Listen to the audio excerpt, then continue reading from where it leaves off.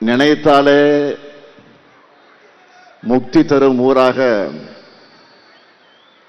ஆன்மீக அன்பர்களால போற்றப்படக்கூடிய ஊர் திருவண்ணாமலை.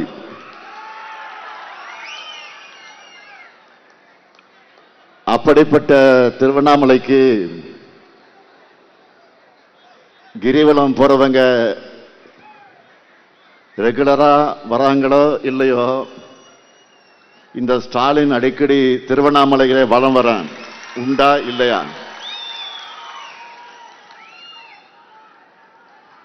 அரசு நல திட்ட நிகழ்ச்சிகள், வேளாண் கண்காட்சி, பாக முகவர்கள் மாநாடு, தலைவர் கலைஞர் சிலை திறப்பு, இளைஞர் அணியினுடைய பிரம்மாண்டமான மாநாடு என்று ஏதாவது ஒரு வகையில் உங்களை நான் சந்திச்சுக்கிட்டே இருக்கேன். இன்னும் சொல்லணும்னா, திருவண்ணாமலையையும் தீபத்தை பிரிக்க முடியுமா? முடியாது. அதே மாதிரி என்னையும் திருவண்ணாமலையும் பிரிக்கவே முடியாது. என்றும் உங்களில் ஒருவன் இந்த முத்துவேல் கருணாநிதி ஸ்டாலின்.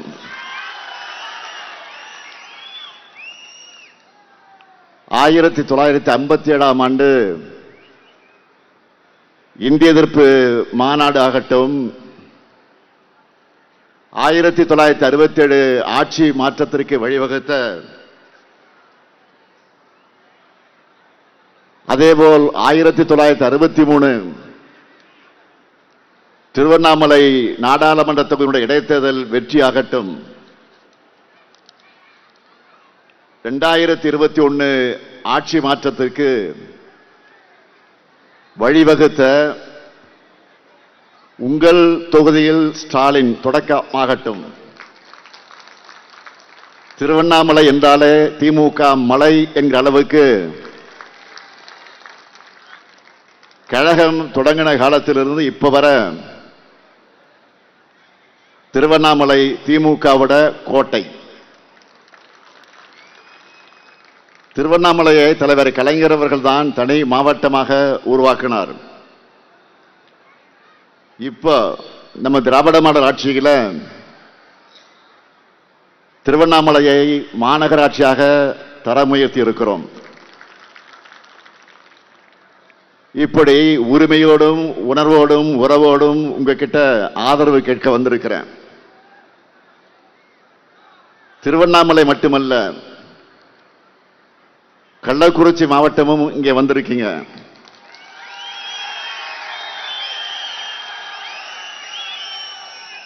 மலைகளும் அருவிகளும் நிறைந்த மாவட்டம் கள்ளக்குறிச்சி.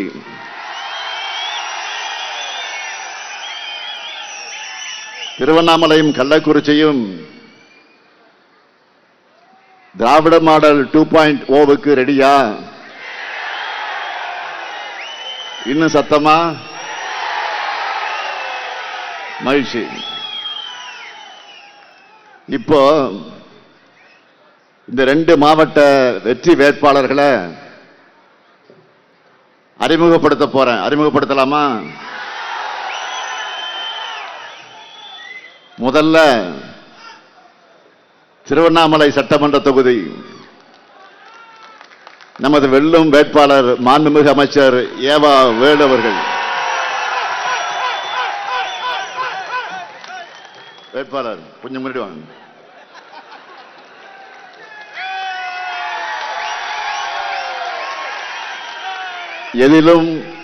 எதிலும் வல்லவர், எப்போதும் வல்லவர். அவருக்கு அறிமுகம் தேவையா? அவருடைய ஆற்றலுக்கு சான்றாதான் சென்னையில கலைஞர் நூற்றாண்டு உயர் சிறப்பு மருத்துவமனை, மெரினாவில கலைஞர் உலகம், மதுரையில கலைஞர் நூற்றாண்டு நூலகம், திருவாரூர்ல கலைஞர் கோட்டம், கன்னியாகுமரியில கண்ணாடி பாலம். அப்படிப்பட்ட வேலுவுக்கு திருவண்ணாமலை தொகுதியில மீண்டும் உதயசூரியன் சின்னத்தில் நீங்கள் எல்லாம் வாக்களிக்கணும். அடுத்து கீழ்பெண்ணாத்தூர் சட்டமன்ற தொகுதி நமது வெல்லும் வேட்பாளர் கு பிச்சாண்டி. இளைஞர் அணியில என்னோடு பயணிச்சவர் பிச்சாண்டி. திருவண்ணாமலை நகரமன்ற உறுப்பினர், மாவட்ட கழகத்தினுடைய செயலாளர், அமைச்சர், சட்டமன்றத்தினுடைய துணைத் தலைவர் என பல்வேறு பொறுப்புகளை வகித்தவர். அவருக்கு உதயசூரியன் சின்னத்தில் நீங்கள் எல்லாம் வாக்களிக்க வேண்டும். அடுத்து செங்கம் சட்டமன்ற தொகுதி நமது வெல்லும் வேட்பாளர் மூப்பே கிரி. மாவட்ட ஊராட்சி குழு தலைவராக இருந்து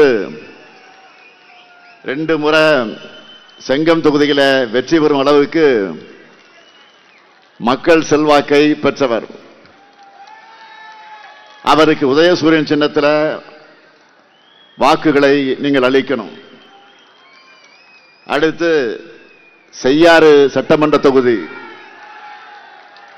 நமது வெல்லும் வேட்பாளர் ஓ ஜோதி. செய்யாறு ஒன்றிய தலைவராக இருந்து மக்கள் பணியாற்ற தொடங்கி எம்எல்ஏவா ஆனவர். செய்யாறு சிப்காட் விரிவாக்கம், மாவட்ட தொடக்கத்தினுடைய கல்வி அலுவலகம், பேருந்து நிலையம் சீரமைப்பு ஆகியவற்றை தொகுதிக்கு கொண்டு வந்திருக்கிறார். அவருக்கு உதயசூரியன் சின்னத்தில் நீங்கள் வாக்குகளை அளிக்கணும். அடுத்து வந்தவாசி சட்டமன்ற தொகுதி நமது வெல்லும் வேட்பாளர் அம்பேத்குமார் அவர்கள் 2 முறை சட்டமன்ற உறுப்பினராக இருந்து மக்கள் பணியாற்றி அம்பேத்குமார் 3வது முறையாக போட்டியிடுகிறார். வந்தவாசி, திண்டிவனம், செய்யாறு, காஞ்சிபுரம் ஆகிய நகரங்களை இணைக்கின்ற 2 வழிச்சாலையை 4 வழிச்சாலையா மாற்றும் திட்டத்தை கொண்டு வந்தது இவரது சாதனை. அவருக்கு உதயசூரியன் சின்னத்தில் வாக்குகளை நீங்கள் வழங்க வேண்டும். அடுத்து கலசப்பாக்கம் சட்டமன்ற தொகுதி நமது வெல்லும் வேட்பாளர் பே.சு.தி. சரவணன். கழகத்தின் மூத்த முன்னோடி பேசு திருவெங்கடத்தினுடைய அருமை மகன். 2 முறை பெரிய கிளாம்படி ஊராட்சி மன்ற தலைவராக இருந்து பல்வேறு பணிகளை ஆற்றியிருக்கிறார். எப்படி கடந்த முறை வெற்றி பெற வச்சீங்களோ அதே போல உதயசூரியன் சின்னத்தில் அவருக்கு வாக்குகளை அளிக்கணும். அடுத்து போலூர் சட்டமன்ற தொகுதி நமது வெல்லும் வேட்பாளர் தேசிய முற்போக்கு திராவிட கழகத்தை சார்ந்த சரவணன். வழக்கறிஞரான சரவணன் நம்முடைய பெருமதிப்பிற்குரிய அருமை சகோதரி பிரேமலதா விஜயகாந்த் அவர்களால் அடையாளம் காட்டப்பட்டு போலூர் தொகுதியில போட்டியிடுகிறார். அவருக்கு முரசு சின்னத்தில் வாக்குகளை நீங்கள் வழங்க வேண்டும்.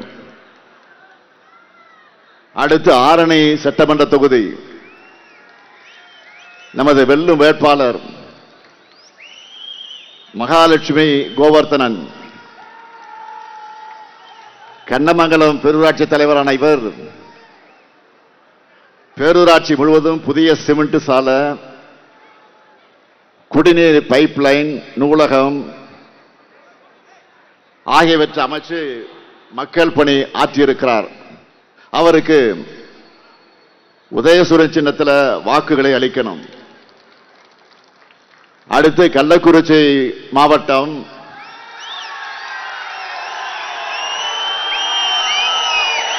ரிஷிவந்தியம் சட்டமன்ற தொகுதி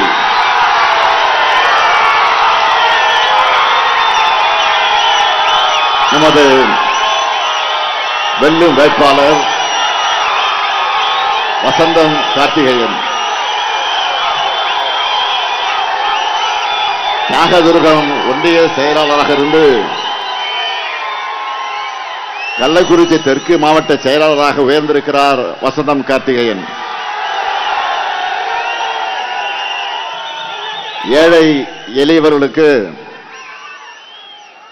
நிவாரணப் பொருட்கள் வழங்கினதுக்காக மக்களுடைய நெஞ்சங்களில் நீங்காத இடத்தை பெற்றிருக்கக்கூடியவர். கடந்த முறையைப் போலவே ரிஷிவந்திய மக்கள் அவருக்கு உதயசூரியன் சின்னத்தில் வாக்குகளை அளிக்கணும்.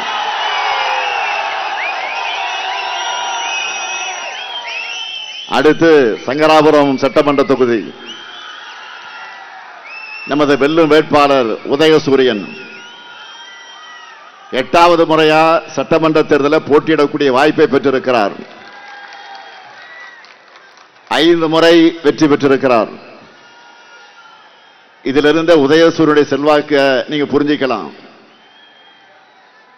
உதயசூரியனுக்கு உதயசூரியன் சின்னத்தில் வாக்கினை நீங்கள் வழங்கிட வேண்டும்.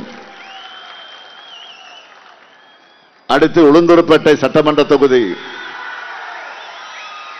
நமது வெல்லும் வேட்பாளர் GR வசந்தவேல். BE பட்டதாரியான இவர் விவசாயம் செய்கிறார். மாவட்ட கவுன்சிலர், ஒன்றிய குழு தலைவர், ஒன்றிய கவுன்சிலர் ஆகிய பொறுப்புகளை வகித்து மக்கள் தொண்டாற்றியவர். அவருக்கு நீங்கள்லாம் உதயசூரியன் சின்னத்தில் வாக்குகளை அளிக்கணும். அடுத்து கள்ளக்குறிச்சி சட்டமன்ற தொகுதி நமது வெல்லும் வேட்பாளர் விடுதலை சிறுத்தைகள் கட்சியை சார்ந்த கு மாலதி, என்னுடைய இனிய நண்பர், இனிய சகோதரர், எழுச்சி தமிழர் சகோதரர் தொல் திருமாவளுடைய சகோதரி மகள். வழக்கறிஞரான இவருக்கு பானை சின்னத்தில் வாக்கினை வழங்கிட வேண்டும். மதச்சார்பற்ற முற்போக்கு கூட்டணி வேட்பாளர்களை இவங்க எல்லாருக்கும் அவரவர் சின்னத்தில் வாக்களித்து பெருவாரியான வாக்கு வித்தியாசத்தில் வெற்றி பெற வைக்கணும்னு உங்கள ஒருத்தனா கேட்டுக்கிறேன். வெற்றி உறுதிதானா? சத்தம் பத்தாது. வெற்றி உறுதிதானா? சத்தம் இன்னும். நன்றி. சீட்டு இப்போ உறுதியாயிடுச்சு. அதனால வேட்பாளர்கள் உட்காரலாம். வேட்பாளர்கள் உட்காரலாம். சீட்டு உறுதியாயிடுச்சு.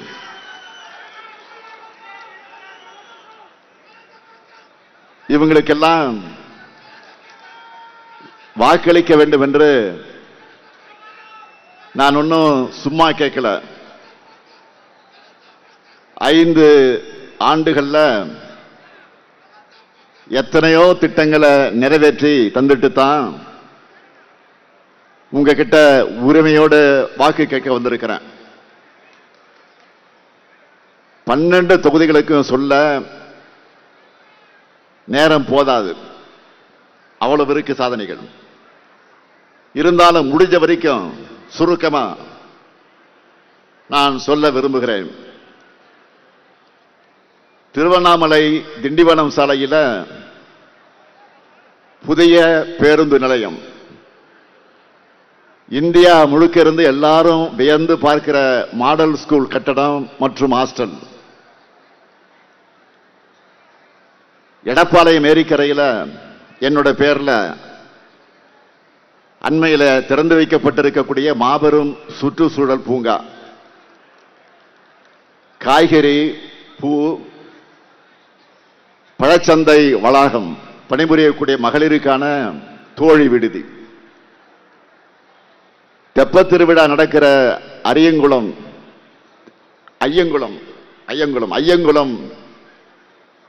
450 ஆண்டுகளுக்கு பிறகு தூர்வாரி சீர் செய்யப்பட்டிருக்கு.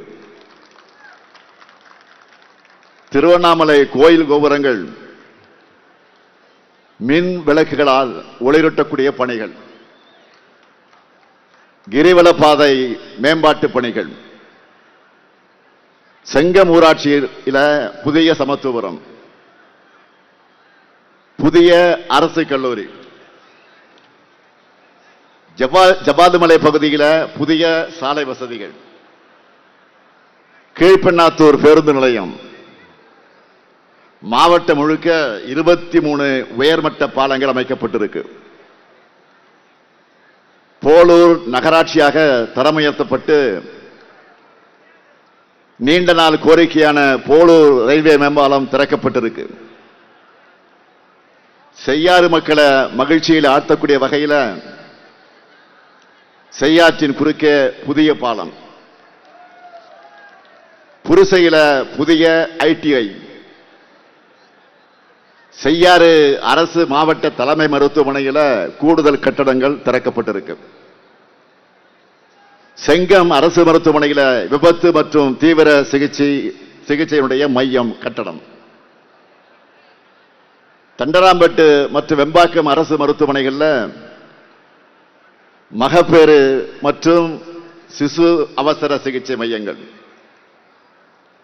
திருவண்ணாமலை அரூர் சாலை, ஆற்காடு திண்டிவனம் சாலை,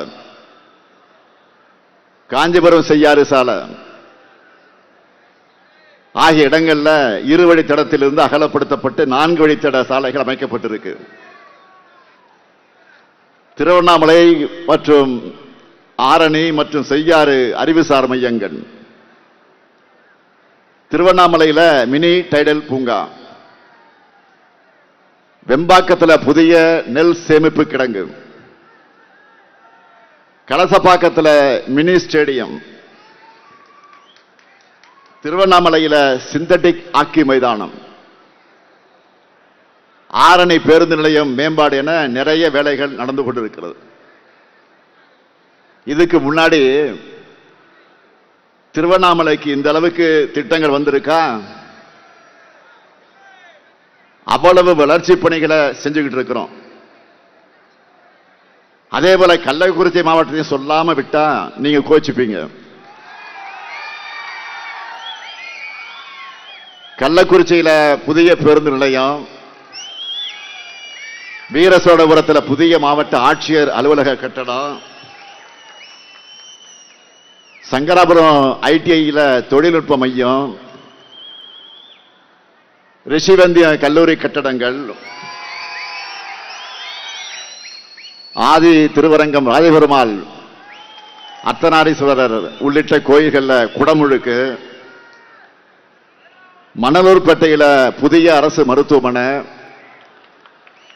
தென்பெண்ணை ஆற்றி நடுவ தடுப்பணை,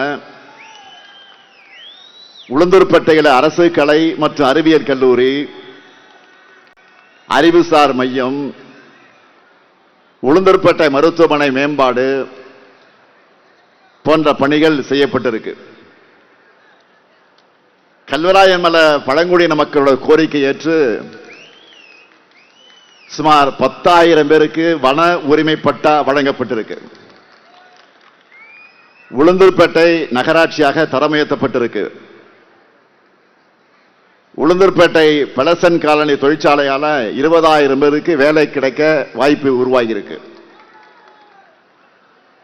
உளுந்தூர்பேட்டையில் அரசு கல்லூரிக்கு புதிய கட்டடங்கள் கட்டப்படுது. இப்படி எதை சொல்லுவது எதை விடுறதுன்னு எனக்கு ஒன்றும் புரியல. திகைக்கிற அளவுக்கு சாதனைகளாக நிறைஞ்சதுதான் திராவிட மாடல். ஆனா இதற்கு நேர் எதிரா வேதனைகளால நிரம்பினதுதான் பழனிசாமியினுடைய ஆட்சி. நான் லிஸ்ட் போட்டு சொன்ன மாதிரி அவர்கிட்ட சாதனைகள் இருக்கா? அதனாலதான் ஊர் ஊரா போய்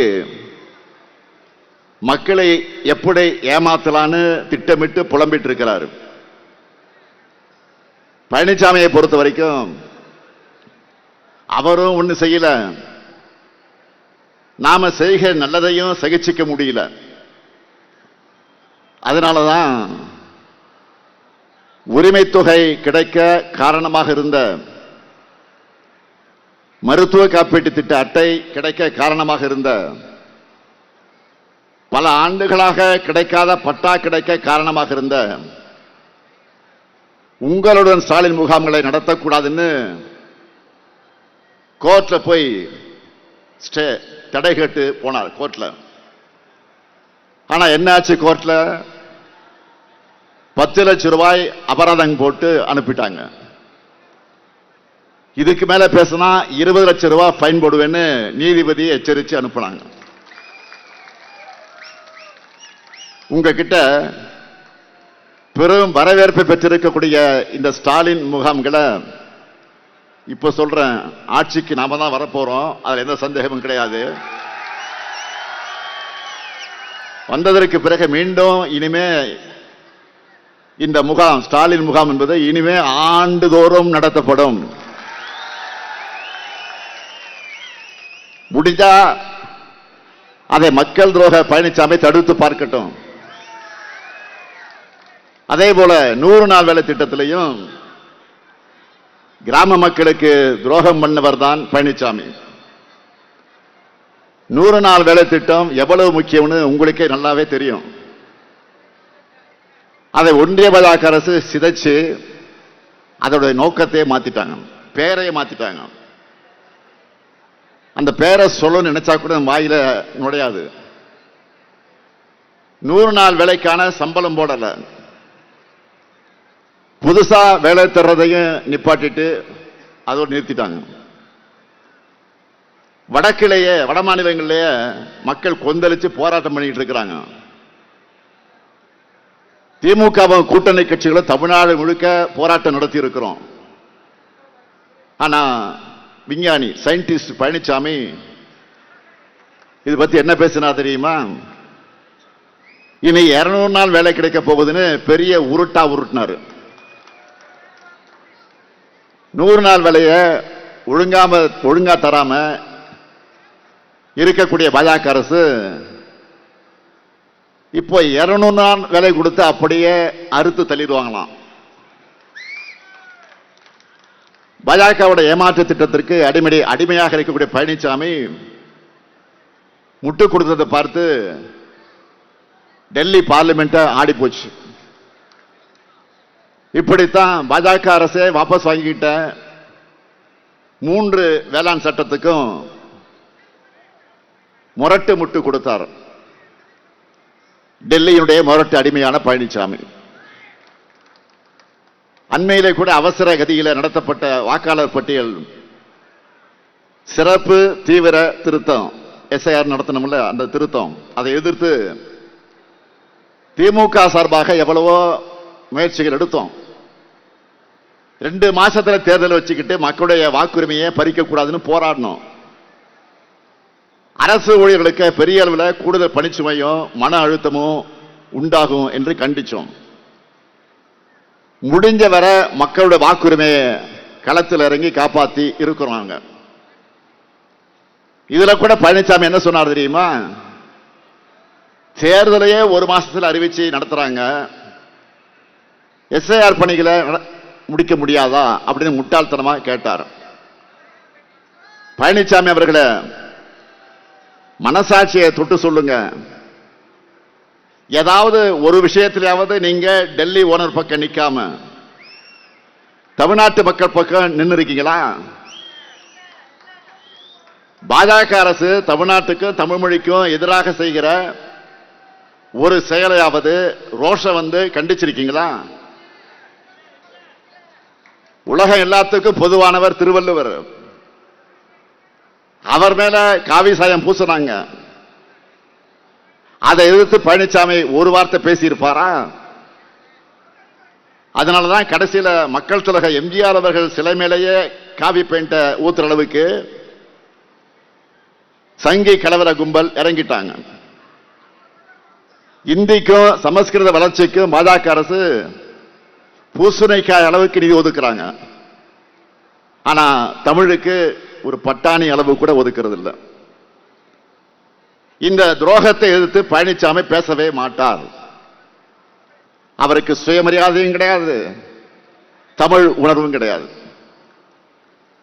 கீழ் அறிக்கைய ஏன் வெளியிடாம இருக்கீங்கன்னு நம்ம எத்தனை முறை பாஜக அரசை பார்த்து கேட்கிறோம். பழனிசாமி ஒப்புக்காவது, சும்மா ஒப்புக்காவது இதை பத்தி பேசி பார்த்திருக்கீங்களா? இதையெல்லாம் விட பெரிய கூத்து 2024 நாடாளுமன்ற தேர்தல் அப்போ பழனிசாமி நடத்தினதுதான். என்னன்னா, பாஜக கூட்டணியிலிருந்து வெளியே வந்துட்டோம். 2026 சட்டமன்ற தேர்தலையும் பாஜகவோட கூட்டணி இல்லைன்னு வீர ஆவேசமா பழனிசாமி கொடுத்த வாக்குறுதி என்ன ஆச்சு? பச்சோந்தியை விட வேகமா பச்சை கலர்ல இருந்து மறுபடியும் காவி கலருக்கு மாறி இதுலயும் துரோகம் தான் பண்ணார். இன்னும் என்னவெல்லாம் துரோகம் பண்ணார், யாருக்கெல்லாம் துரோகம் பண்ணார்னு ஏற்கனவே நான் பெரிய லிஸ்ட போட்டிருக்கிறேன். திராவிட மாடல் அரசினுடைய சாதனை பட்டியல் மிக மிக நீளமானது. பழனிசாமியுடைய துரோக பட்டியல் அதை விட பன்மடங்கு நீளமானது. சாலமன் பாப்பையா தலைமையில் ஒரு பட்டிமன்றம் நடத்தலாம். அந்த அளவுக்கு பழனிசாமியுடைய துரோக லிஸ்ட் பெருசா போயிட்டே இருக்கும்.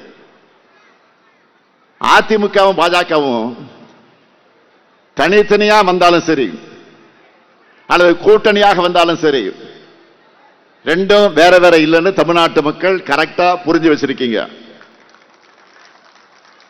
மக்கள் கொடுக்கிற தொடர் தோல்விகள் இருந்து எந்த பாடமும் கத்துக்காத இவங்க கிட்ட இருக்கக்கூடிய ஒரே ஆயுதம் என்ன தெரியுமா?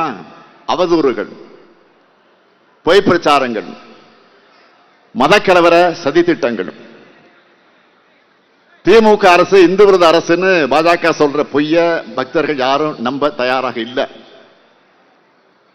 திராவிட மாடல் அரசு திருக்கோயில்களுக்கு செஞ்சிட்டு இருக்கக்கூடிய பணிகளை தான் மக்கள் தினமும் தங்களுடைய கண்களே பார்த்துட்டு இருக்கிறாங்க.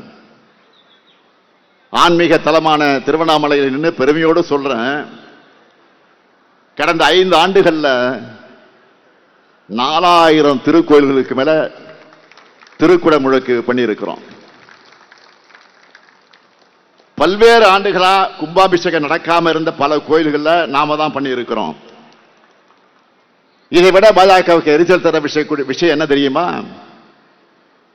நாங்க ஆட்சிக்கு வந்ததிலிருந்து 5 ஆண்டுகள்ல 8435 கோடி ரூபாய் மதிப்பிலான 8107 ஏக்கர் கோயில் நிலங்களை ஆக்கிரமிப்பிலிருந்து மீட்டு இருக்கிறோம்.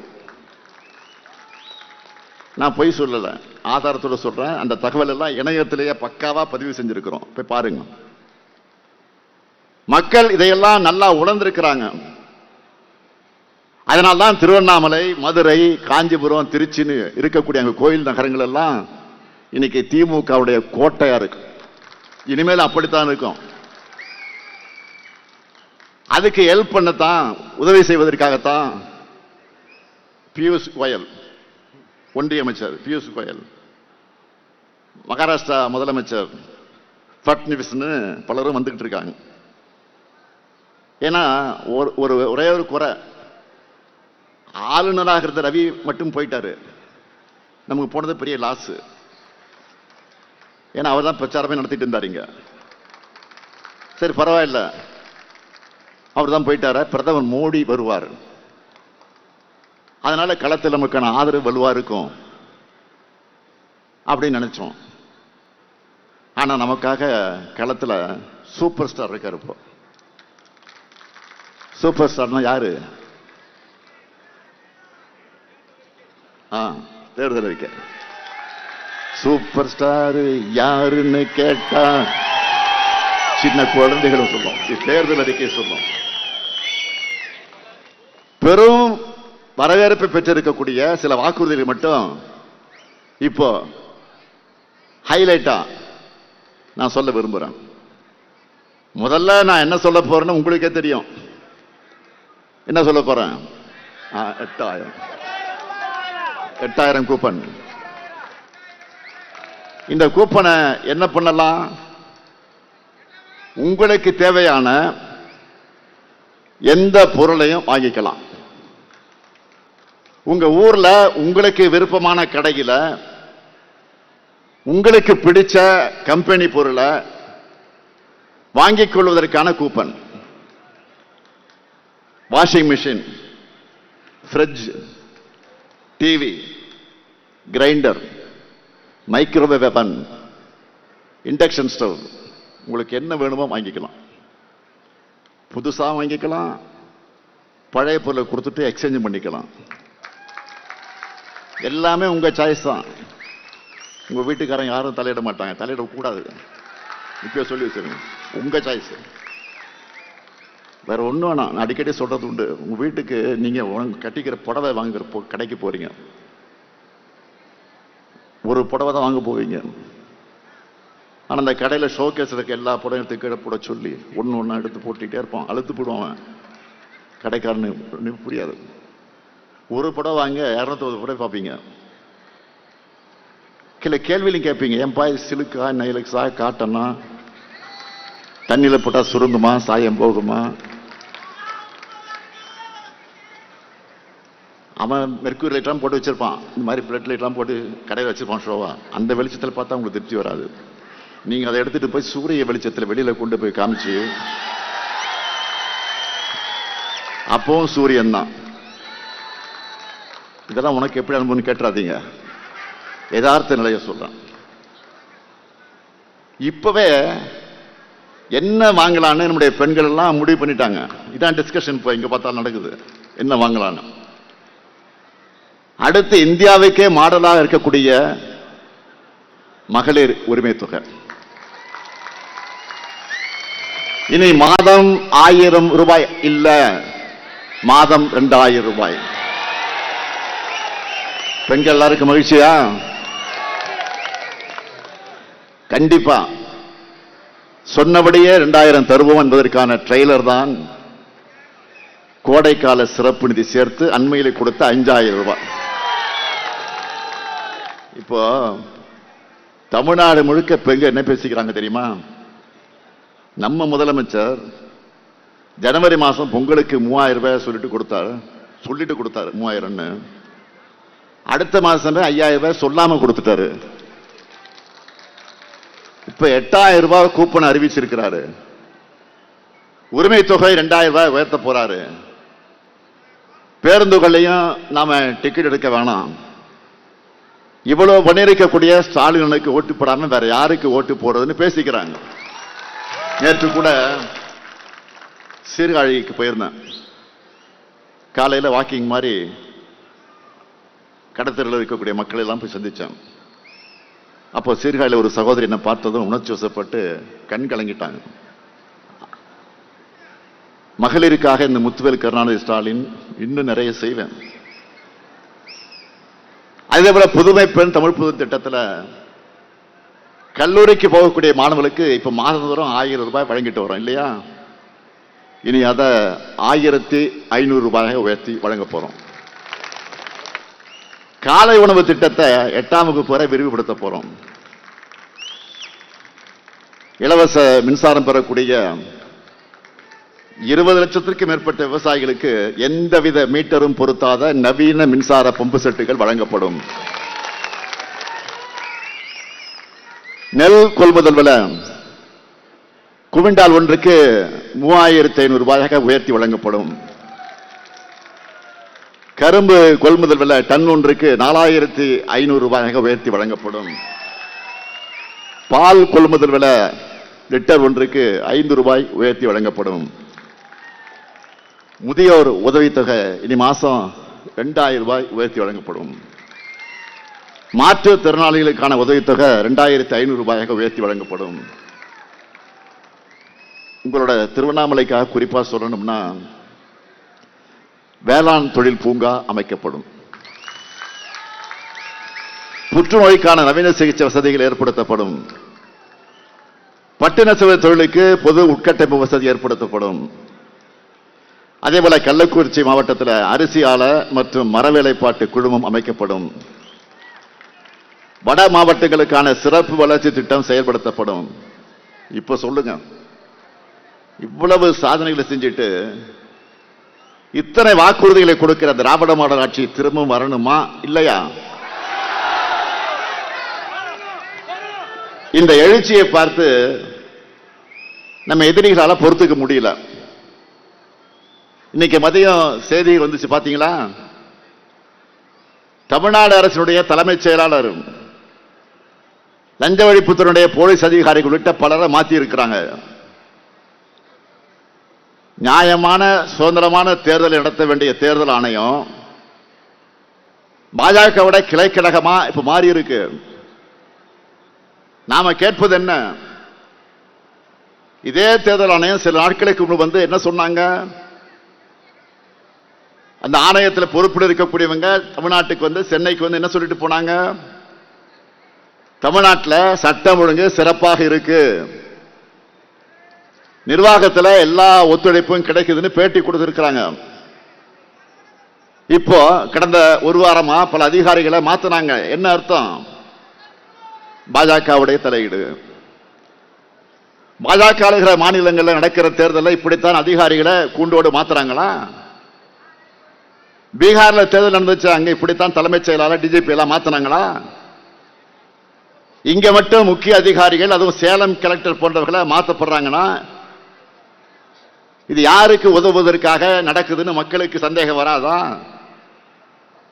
பழனிசாமி அவர்கள் இருக்கக்கூடிய தொகுதியில தான் நினைச்சதை செய்யணும்னு இது நடக்குதா?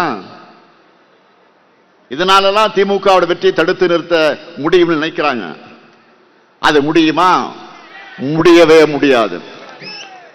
எத்தனை அதிகாரிகளை மாற்றினாலும் இன்னும் ஒரு மாசத்துல திரும்ப நம்முடைய திராவிட மாடல் அரசு தான் அறுதி பெரும்பான்மையோட ஆட்சி அமைக்க போகுது. 2021 இதே மாதிரிதான் பல்வேறு அடக்குமுறைகளை எதிர்கொண்டுதான் மாபெரும் வெற்றியை திமுக கூட்டணி பெற்றோம். இப்ப மீண்டும் வரலாற்று வெற்றியை பெறுவோம். நம்முடைய கவலை எல்லாம் நேர்மையற்ற பாஜகவுக்காக.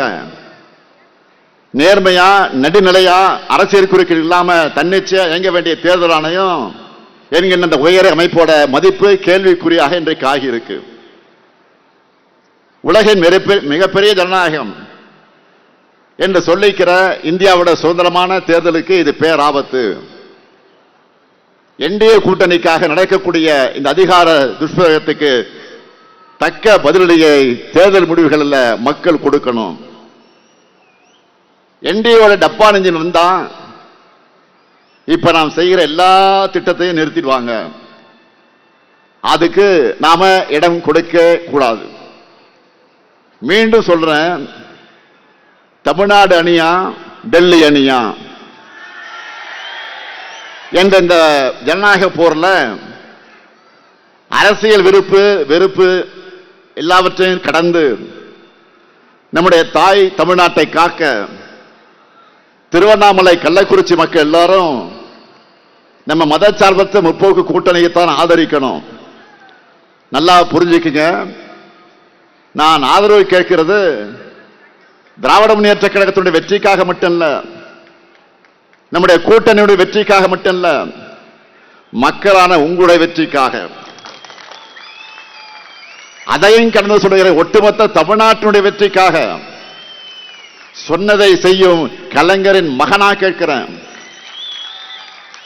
திருவண்ணாமலை சட்டமன்ற தொகுதியில ஏவா வேலுவுக்கும், கீழ்பண்ணாத்த சட்டமன்ற தொகுதியில கு பிச்சாண்டிக்கும், செங்கம் சட்டமன்ற தொகுதியில மூப்பே கிரிக்கும், செய்யாறு சட்டமன்ற தொகுதியில ஓ ஜோதிக்கும், வந்தவாசி சட்டமன்ற தொகுதியில் அம்பேத்குமாருக்கும், கலசப்பாக்க சட்டமன்ற தொகுதியில பேசுத்தி சரவணனுக்கும், ஆரணி சட்டமன்ற தொகுதியில மகாலட்சுமி கோவர்த்தனனுக்கும், உளுந்தூர்பேட்டை சட்டமன்ற தொகுதியில GR வசந்தவேலுக்கும், ரிஷிவேந்திய சட்டமன்ற தொகுதியில வசந்தம் கார்த்திகேயனுக்கும்,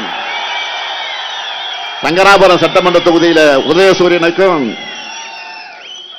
உதயசூரியன் சின்னத்தில் வாக்களிச்சு வெற்றி பெற வைக்கணும். அதே போல கள்ளக்குறிச்சி சட்டமன்ற தொகுதியில விடுதலை சிறுத்தை கட்சியை சார்ந்த கு மாலதிக்கு பானை சின்னத்திலையும், போலூர் சட்டமன்ற தொகுதியில தேமுதிக வேட்பாளர் சரவணனுக்கு முரசு சின்னத்திலையும் வாக்களிச்சு வெற்றி பெற வைக்கணும். அமைய இருக்கக்கூடிய திராவிட மாடல் 2.0 ஆட்சியில எங்க சாதனைகளை நாங்கள் முறியடிக்கக்கூடிய வகையில ஒரு சிறப்பான ஆட்சியை நாங்கள் வழங்குவோம். நல்லாட்சி தொடர்ந்திட, தமிழ்நாடு வென்றிட ஆதரிப்பீர்.